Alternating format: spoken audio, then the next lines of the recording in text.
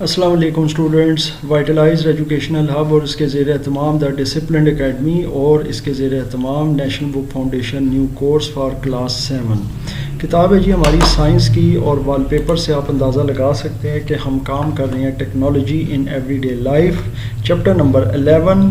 और ये इंशाअल्लाह अज़ीज़ चैप्टर नंबर 11 का सेकंड और लास्ट लेक्चर है। साथ में आपको स्टेथ भी नज़र आ रहा होगा, यानी स्टेथोस्कोप। और इसका भी क्या काम है, ऑब्वियसली ये एक मेडिकल इंस्ट्रूमेंट है, लेकिन ये एक्विस्टिक इंस्ट्रूमेंट भी है जो हम साइंस में यूज़ करते हैं मुख्तलिफ़ किस्म के एक्सपेरिमेंट्स के लिए। बहरहाल जी अभी हम स्टार्ट करते हैं पेज नंबर 156 से। फर्मेंटिंग तक हम पहुँचे थे। फर्मेंटिंग क्या होती है, सबसे पहले मैं आपको फर्मेंटिंग का प्रोसेस समझा देता हूँ। देखें स्टूडेंट्स, याद रखिएगा कि बैक्टीरिया जो होता है ना, ये वैसे तो प्लूरल फॉर्म है, बैक्टीरियम इसका सिंगुलर है। तो बैक्टीरिया जो होता है वो दो तरह का होता है। एक तो होता है ऑब्वियसली हार्मफुल, जैसा कि हमारा कॉन्सेप्ट है बैक्टीरिया के हवाले से, और एक तरह का बैक्टीरिया होता है यूज़फुल, या यूँ कह सकते हैं ह्यूमन फ्रेंडली। वो इस तरह का होता है कि वो आपके लिए बहुत सारे ऐसे काम करता है जो कि आपके लिए इम्पॉर्टेंट है, आपके लिए आपके न्यूट्रिशन वैल्यू के लिए ज़रूरी हैं। मिसाल के तौर पर आपने देखा होगा कि जो दही है वो एक बाय प्रोडक्ट है दूध का ही, और दूध से ही दही बनता है, खोया बनता है। तो ये सारी चीज़ें कैसे बनती हैं, ये फर्मेंटेशन प्रोसेस से बनती है, यानी खमीर से। आपने खमीरी रोटी बहुत ज़्यादा खाई होगी और उसका भी आपको पता है। डबल रोटी की मिसाल ले लें, सिरका देख लें, तो ये सब चीज़ें जो हैं ये एग्जांपल्स होती हैं खमीर की, यानी खमीर बनाना। और ये जो खमीर या यीस्ट जो होते हैं ना बैक्टीरिया, इनका काम होता है कि जनाब ये इस तरह के एसिडिक इफ़ेक्ट्स बना देते हैं उस चीज़ के अंदर, और उससे आपकी एक नई प्रोडक्ट बन जाती है जो कि इनफैक्ट आपकी ज़िंदगी के लिए बड़ी ज़बरदस्त होती है। जैसे कि दही एक प्रोबायोटिक है, हमें पता है उसके बहुत से हेल्थ बेनिफिट्स हैं। उसमें सबसे बढ़कर प्रोटीन होती है लाइक मिल्क, क्योंकि वो मिल्क ही की प्रोडक्ट है, डेयरी प्रोडक्ट है। अब हम फर्मेंटेशन समझते हैं और यकीनन हमें फर्मेंटेशन समझ आ जाएगी। देखिए, फर्मेंटिंग इज़ अ प्रोसेस। अब ये क्या प्रोसेस है? Many foods can be fermented. बहुत सारा खाना, बहुत सारी चीज़ें हम फर्मेंट कर सकते हैं। दैट मीन्स कि जो अच्छा bacteria, it is encourage to grow against the bad bacteria in order to preserve the food. इसमें हम ये करते हैं कि जो अच्छा बैक्टीरिया होता है, यानी कि जो हमारे लिए ज़रूरी है, हमारा फ्रेंड होता है, हम चाहते हैं कि वो बुरे बैक्टीरिया के ख़िलाफ़ जो है ना वो ग्रो करे और फिर खाने को महफूज बनाने में हमारी मदद करे। इसकी एग्जांपल जो लिखी है वो मैं आपको करवा चुका हूँ, लेकिन इसमें सॉरक्रॉट और क्योर्ड सॉसेजेस ये क्या होती हैं? देखें, ये जो सॉरक्रॉट है ना, ये बंद गोभी से ही बना हुआ एक अचार टाइप होता है, बंद गोभी का अचार कह लें, इस तरह की चीज़। और क्योर्ड सॉसेजेस ये इस तरह के होते हैं जैसे कीमा या गोश्त को, यानी गोश्त को जब बहुत बारीक बारीक काट लिया जाए, मिंस्ड मीट भी उसे कह सकते हैं, उसे आंतों में भरकर जब पकाया जाता है तो उसे क्योर्ड सॉसेज कहते हैं। और इसके अलावा ज़ाहिर दही है। पिकलिंग क्या है जी? पिकलिंग अचार डालने को कहते हैं। ये एक प्रोसेस होता है और इससे जो अचार बनता है उसे पिकल कहते हैं। So in pickling the food is soaked in a solution containing salt and acid. Pickling एक ऐसा प्रोसेस है जिसमें जो खाना होता है ना उसको डबो दिया जाता है या भिगो दिया जाता है एक ऐसे सोल्यूशन या महलूल में जिसमें नमक होता है और एसिड होता है, जैसे विनेगर है, सिरका है, या लेमन जूस है, लेमन का यानी नींबू का। This can be done with a wide variety of food. ये बहुत सारे खानों के साथ हम कर सकते हैं। इसके अलावा ड्राई साल्टिंग है। ड्राई साल्टिंग एक बहुत ओल्ड फैशन मेथड है which was used in the early 20th century. शुरू की 20वीं सदी में भी यूज़ होता था as an alternative to canning, canning के मुतबादल के तौर पर। क्यूरिंग, क्यूरिंग क्या चीज़ है जी? It is a complex method of preservation, यानी खाने को महफूज बनाने का जो ये तरीक़ाकार है ये थोड़ा सा पेचीदा है, मुश्किल है। Which requires a special technique. इसमें ख़ास किस्म की टेक्निक या एक तरीक़ाकार की ज़रूरत पड़ती है, और वो क्या है? Curing is similar to pickling salt, यानी कि ये ज़ाहिर है कि पिकलिंग की तरह ही है, उसी के सिमिलर है। Acid and nitrates it is used specifically for meet and fish, और ये ज़्यादातर आपको पता है गोश्त और मछली के लिए इस्तेमाल होता है। अब आते हैं जी लुई पाश्चर की तरफ। ये लुई पाश्चर जो है ना, ये एक फ्रेंच केमिस्ट एंड माइक्रोबायोलॉजिस्ट था, and he was the first to find out that heating at a certain temperature और इसने सबसे पहले ये दरियाफ्त किया या ये मालूम किया कि जनाब अगर किसी खाने को या किसी चीज़ को एक मखसूस दर्जा हरारत तक गर्म किया जाए so it makes the food microbe free, तो उससे जो खाना होता है वो जरासीम से महफूज हो जाता है। दिस टेक्निक जो है ना अभी आपकी pasteurisation, it is named after him. ये बेसिकली याद रखें पाश्चराइजेशन की जो टेक्निक है वो लोए पाश्चर के नाम के साथ जुड़ी हुई है या उसके नाम के साथ है या उसकी वजह से है। पाश्चराइजेशन क्या होती है स्टूडेंट, बड़ा आसान है।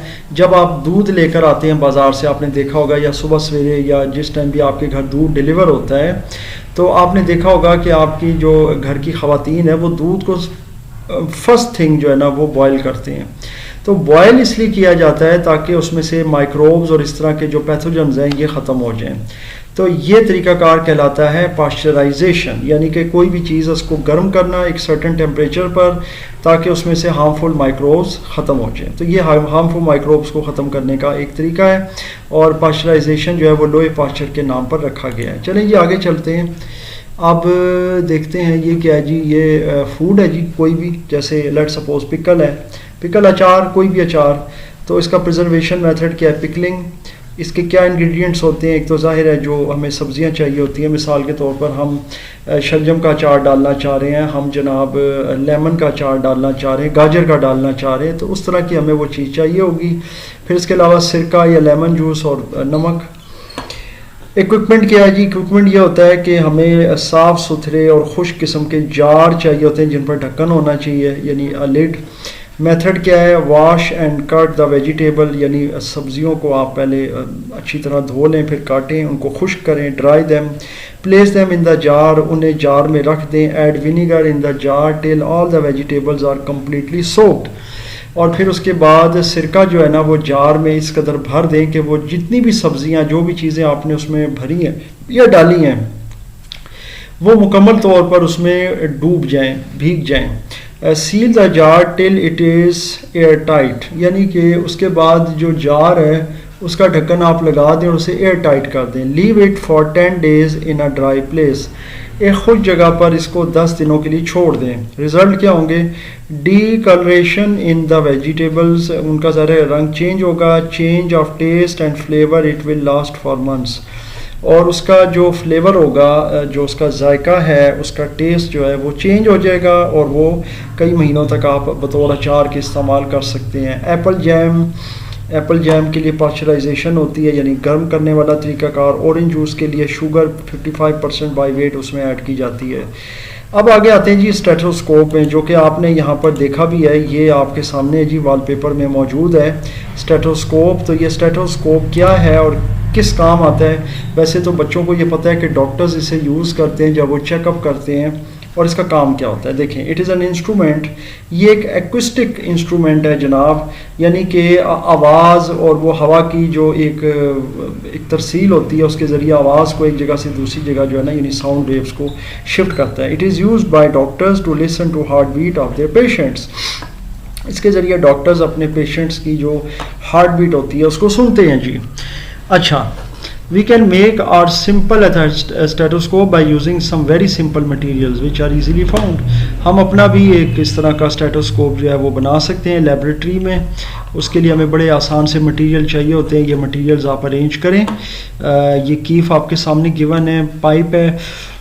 अगर आपको पाइप मिलना मुश्किल है, लेट सपोज अगर इन्होंने यहाँ पे लिखा है कि 2 feet लॉन्ग प्लास्टिक ट्यूब, तो ये बड़ा एक आसान तरीकाकार है कि जो अगर आपको पाइप चाहिए तो ये जो आईवी ड्रिप्स के अंदर पाइप्स यूज़ होते हैं, इस तरह का पाइप आप यूज़ कर सकते हैं। आप नई ड्रिप भी ला सकते हैं, इस्तेमाल शुदा ड्रिप को भी आप धोकर साफ़ करके इस्तेमाल कर सकते हैं, लेकिन मेक श्योर उसके साथ जो सुई वगैरह होती है उसको आप प्रॉपर डिस्पोज ऑफ कर दें ताकि वो आपको कहीं चुभ ना जाए, क्योंकि आपको सिर्फ ज़ाहिर है ट्यूब की ज़रूरत है।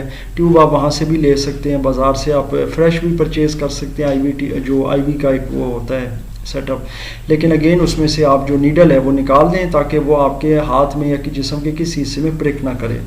सो ये जनाब चीज़ें हैं। बाकी आप ये प्रैक्टिकल्स अगेन मैं कह रहा हूँ हमारे चैनल पर देख सकते हैं, हम इनको परफॉर्म करते हैं, हमारी लैब के अंदर ये चीज़ें ज़ाहिर मौजूद होती हैं। बाकी इंशाल्लाह ताला आने वाले लेक्चर्स में हम एक्सरसाइज को डिस्कस करेंगे। सेल्फ मेड स्टेथोस्कोप जो है उससे आप क्या कर रहे हैं, will you make this stethoscope, क्या आप ये बनाएंगे, what kind of sounds will you listen to with your stethoscope, इससे आप किस तरह के साउंड सुनेंगे। चलें जी, ये आपके जवाबात हैं, आप इनको दें। और सैनिटाइज़र के बारे में पढ़ लेते हैं। इस सैनिटाइज़र का आपने बड़ा नाम सुना होगा और ये ख़ासकर जो है ना, ये नाम बड़ा मशहूर हुआ था जब कोरोना वायरस था और कोरोना के दौरान जो है ना सैनिटाइजेशन और सैनिटाइज़र्स जो है ना वो उनका बड़ा नाम हुआ, बड़ा चर्चा हुआ और सैनिटाइज़र्स बड़े बिके, हैंड सैनिटाइज़र्स, और वो उसके ज़रिए हाथों को सैनिटाइज़ करना कोई भी काम करने से पहले। हालांकि ये एक नॉर्मल रूटीन में भी होना चाहिए। आप जब भी कोई काम कर रहे हैं तो उसके बाद आप अपने हाथों को अच्छी तरह धोएं, खाना खाने से पहले स्पेसिफिकली अपने हाथों को फिर से धोएं ताकि आप जो है ना हेल्दी रह सकें। तो बहरहाल सैनिटाइज़र क्या है? People are nowadays using hand sanitizer in order to prevent themselves from germs and stay protected from coronavirus। ठीक है जी, लोग आजकल जो है जी ये हैंड सैनिटाइज़र बहुत ज़्यादा इस्तेमाल कर रहे हैं ताकि वो अपने आप को जरासीम से महफूज रख सकें और कोरोना वायरस से भी महफूज रह सकें। सोप्स एंड वाटर, ये जो साबुन और पानी होता है, it help to remove germs, whereas मतलब ये तो करता ही है जरासीम से हिफाजत, लेकिन जो सैनिटाइज़र है वो क्या करता है, whereas a sanitiser kills the germs from our skin without damaging it. लेकिन ये हमारी स्किन से जो है ना उसको डैमेज किए बगैर जर्म्स को ख़त्म कर देता है। What do you think sanitiser are made of? आपके ख्याल में सैनिटाइज़र्स किससे बनते हैं, किस चीज़ से बनते हैं? Can we make our own sanitiser instead of buying an expensive sanitiser from the market? क्या हम मार्केट से एक बहुत महंगा सैनिटाइज़र ख़रीदने की बजाय अपना सैनिटाइज़र बना सकते हैं? यस वी कैन, हम बना सकते हैं। इट कंटेन्स 2 एसेंशियल इंग्रेडिएंट्स, इसमें 2 चीज़ें डलेंगी, बहुत ज़रूरी चीज़ें हैं। वन दैट किल जर्म्स, एक तो वो है जो ज़ाहिर है जरासीम कुश है या जरासीम को मारेगी, and the other which is good for skin, और दूसरी ज़ाहिर है स्किन के लिए ज़रूरी है। सो हियर वी गो, ये आपके सामने मटेरियल है जी। इसमें मैं आपको थोड़ा सा समझा देता हूँ कि ये जो 2/3 कप है रबिंग अल्कोहल, ये वो है जो आप रब करते हैं अपने हाथों पर या पाँव पर या जिस्म के किसी हिस्से पर। उसके बाद एलोवेरा है, ये इसे कंवार गंदल या पत्थर चट भी कहते हैं, इसके बहुत सारे नाम हैं। तो एलोवेरा की जेल उस पत्ते में से निकलती है, उसके जो पत्ते होते हैं वो जेल आपको चाहिए 1/3 यानी कि 1 कप का तीसरा हिस्सा। बराबर उसके बाद 5 से 10 ड्रॉप चाहिए एसेंशियल ऑयल, जो भी आप डालना चाहते हैं। बाकी इसको मिक्स करें, बनाएं, और उसके बाद आपका यूनिट हो चुका है एंड। तो ये जनाब हमारा चैप्टर था अल्हम्दुलिल्लाह, ये 11वां chapter technology in every days life. So ये जनाब हमारा चैप्टर हो गया जी एंड, और छोटा चैप्टर था, 2 लेक्चर्स में ये तमाम हुआ और उम्मीद है कि आपको ये समझ भी आया है। मैं अगेन एक चीज़ अनाउंस कर रहा हूँ कि जनाब जितने प्रैक्टिकल्स होते हैं वो अल्हम्दुलिल्लाह हम अपनी लैब में करवाते हैं, इसीलिए ये मैं लेक्चर्स के अंदर इसको मैं लेके नहीं चल रहा। ये तमाम चीज़ें जो अपैरेटस हैं हमारे पास बने भी पड़े हैं, और इसके अलावा हम ऑन द स्पॉट भी बनवाते हैं। जो बच्चे ख्वाहिशमंद होते हैं उनसे हम ये चीज़ें मंगवा लेते हैं, बैलून, स्टिक्स और ये स्ट्रॉज और ये हर तरह की ट्यूब्स और जो भी चीज़ें इसमें रिक्वायर्ड होती हैं। फिर उसमें हमने लंग्स के वर्किंग मॉडल हो गए, फिर ये वाला स्टेथोस्कोप का मॉडल हो गया। इससे पीछे आपने देखा होगा कि आपने स्प्रिंकलिंग मॉडल जो पढ़ा था, जो कि एक पूरी इरिगेशन करता है, जिसको ड्रिप इरिगेशन सिस्टम भी कहते हैं।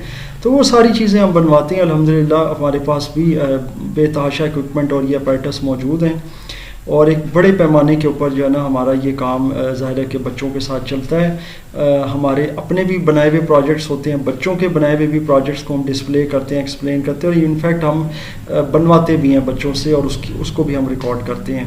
तो बहरहाल जनाब ये था हमारा आज का सेकंड और last lecture regarding chapter number 11। इसमें किसी किस्म का कोई भी क्वेश्चन या कन्फ्यूजन हो तो मुझसे आप ज़रूर शेयर कीजिएगा, इंशाअल्लाह ताला मैं उसका जवाब देने की पूरी कोशिश करूँगा।